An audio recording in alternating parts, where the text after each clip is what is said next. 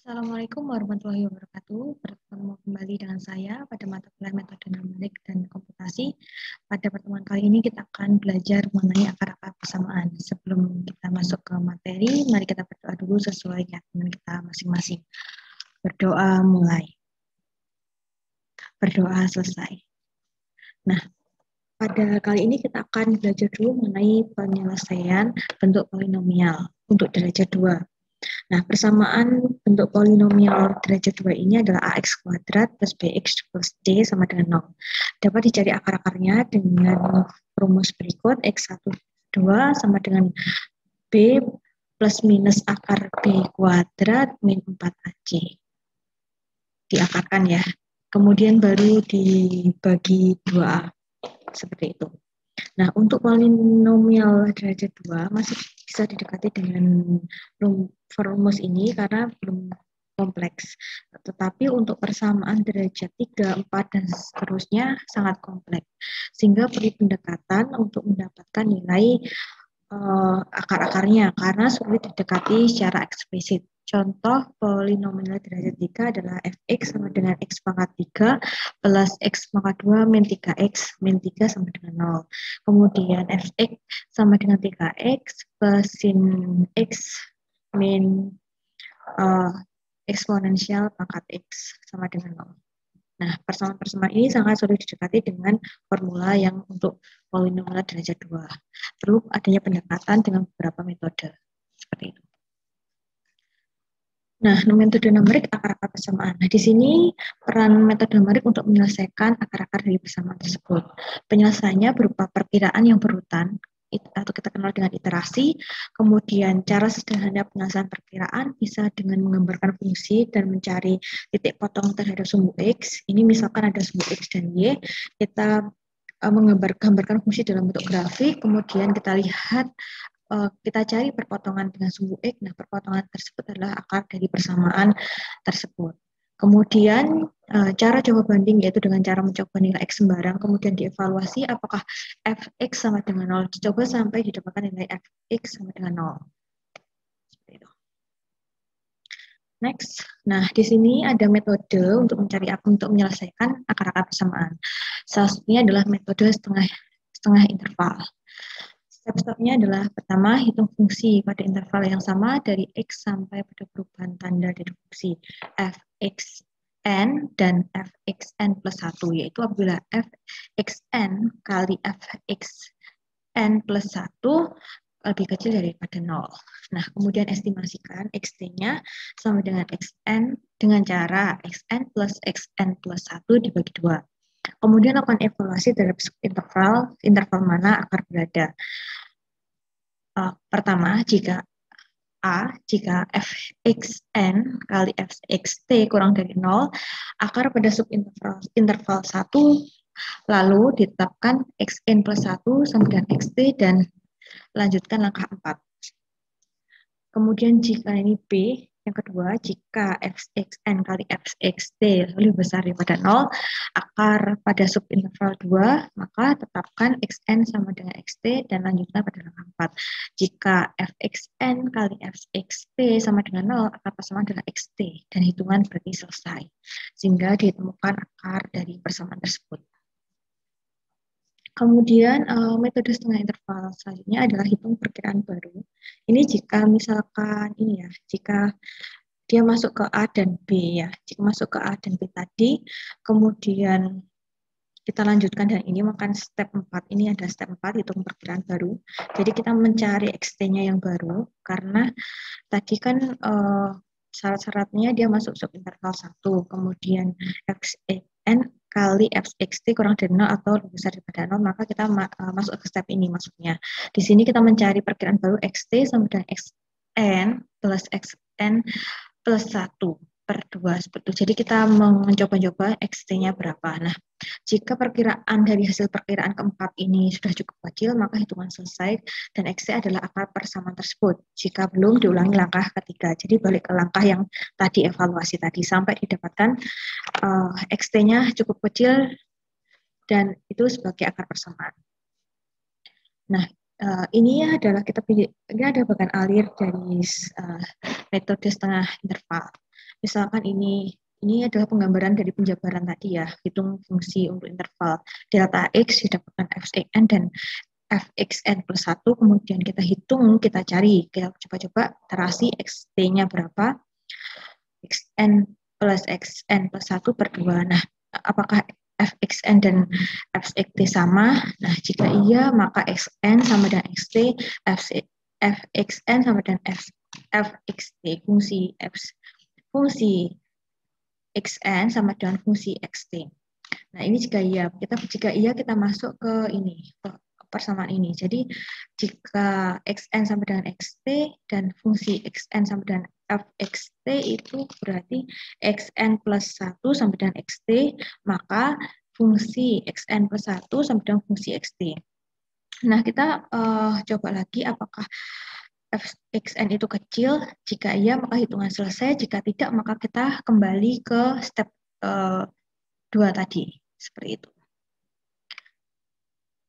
Nah, ini metode lain yaitu metode interpolasi linear. Metode interpolasi linear ini merupakan metode yang lebih efisien untuk mendapatkan pendekatan nilai eksak.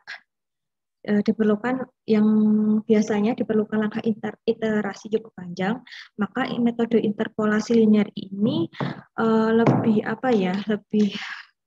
stepnya lebih ringkas, lebih praktis daripada metode yang lain. Seperti itu.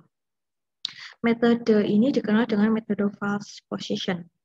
Dengan metode ini, nilai akar dari suatu fungsi dapat lebih cepat diperoleh daripada dengan menggunakan metode terdahulu.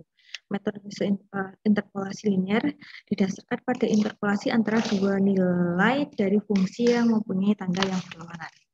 Seperti itu. Misalkan ini kita lihat grafiknya.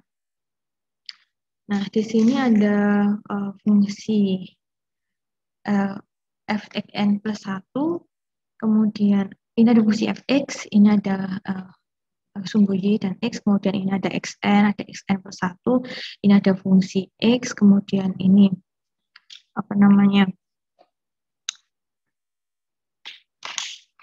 ini jarak antara xn, ini x star istilahnya x bintang ya di sini ya. Di sini adalah titik perpotongannya, kemudian ini rentang antara xn dan xn plus 1. Nah, jarak ini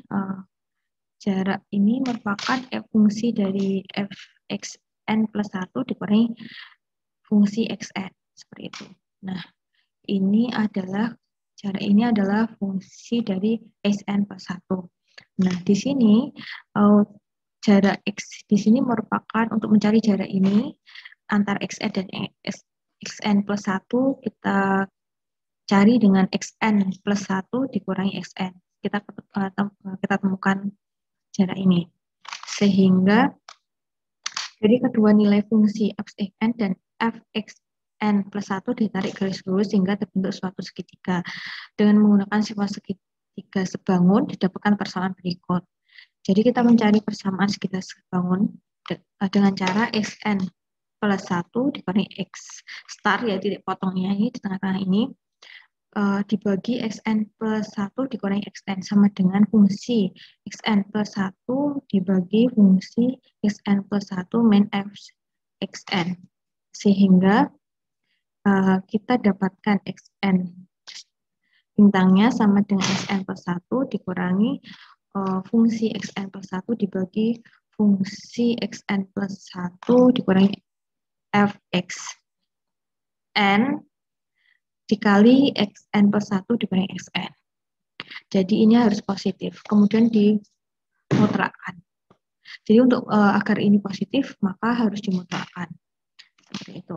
Nah, ini adalah diagram alirnya. Jadi kita hitung fungsi untuk interval delta x-nya, didapatkan fungsi xn dan fungsi xn plus 1. Kemudian hitung x star-nya dan fungsi dari x star. Jadi setelah kita ketahui x star-nya berapa, kita masukkan ke fungsi x star.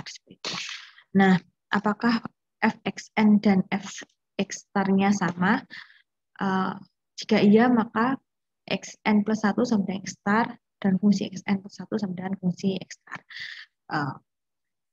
Nah, jika tidak, berarti xn sama dengan x star sama dengan xn sama dengan fungsi x star. Apakah x star-nya kecil? Jika iya, maka selesai. Maka jika tidak, maka kita kembali ke step 2. Kemudian kita ulangi langkahnya. Seperti itu. Kemudian ini metode Newton-Raphson. Metode ini paling banyak digunakan dalam mencari akar-akar di suatu persamaan. Jika perkiraan awal dari akar XI, suatu garis singgung dapat dibuat dari TXI, XI, fungsi XI. Jadi kita kita gambarkan ke fungsi fxi-nya, kemudian min xi di sini fxi min 0. Kemudian setelah kita gambar, kita cari di mana garis singgung. Kita cari garis singgungnya. Setelah kita dapatkan, maka kita cari titik xi, perpotongan antara garis singgung dan juga x. Perpotongan garis singgungnya. Nah, di perpotongan antara garis singgung dan garis fungsi ini merupakan xi-nya. Sedangkan di sini perpotongan garis singgung dengan sumbu x merupakan xi min 1. Seperti itu. Sehingga dari grafik ini didapatkan suatu persamaan turunan pertama fungsi xi sama dengan fxi min 0 per xi min 1. Sehingga didapatkan, ini kita balik ya persamaannya, untuk mencari xi plus 1 sama dengan xi min fungsi xi per turunan pertama fungsi xi. Nah, ini adalah step-stepnya. Jadi penjabaran ini dijabarkan dalam bentuk diagram dalam bentuk seperti ini. Jadi pilih nilai awal xn sembarang, kemudian hitung xn plus 1-nya dan fungsi xn plus 1. Apakah fungsi xn plus 1 kecil? Jika ya, maka selesai. Jika tidak, maka xn sama dengan xn plus 1 kembali ke step 2. Seperti itu. Nah, untuk metode secant ini,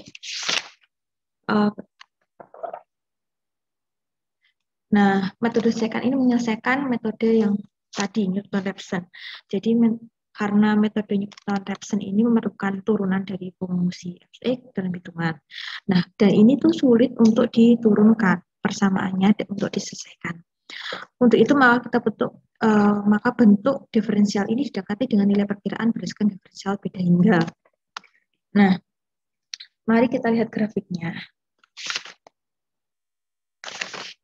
Jadi misalkan ini ada fungsi fx, kemudian ini ada sumbu x, maka kita gambarkan grafik fungsi fx, kemudian kita cari titiknya, di sini titik xi berapa sih fxi-nya, kita cari fx, kita ambil sembarang xi1 yang mana perpotongan antara garis singgung dengan fungsi x.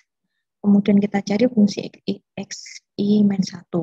Sehingga jarak antara xi min 1, xi adalah xi dikurangi xi min 1. Sehingga dari gambar ini dapat didapatkan formula turunan dari fungsi x1 adalah fxi dikurangi xi min 1 dibagi xi min 1. Kemudian dari formula ini didiskusikan ke persamaan Newton-Raphson tadi, yang mana xi plus 1 sama dengan xi min fungsi xi per turunan fungsi xi. Sehingga metode secant ini didapatkan suatu formula xi plus 1 sama dengan xi min fungsi xi kali xi min 1 dibagi fungsi xi min fungsi xi min 1. Terima kasih. Materi kita kali ini diambil dari sumbernya Triatmojo.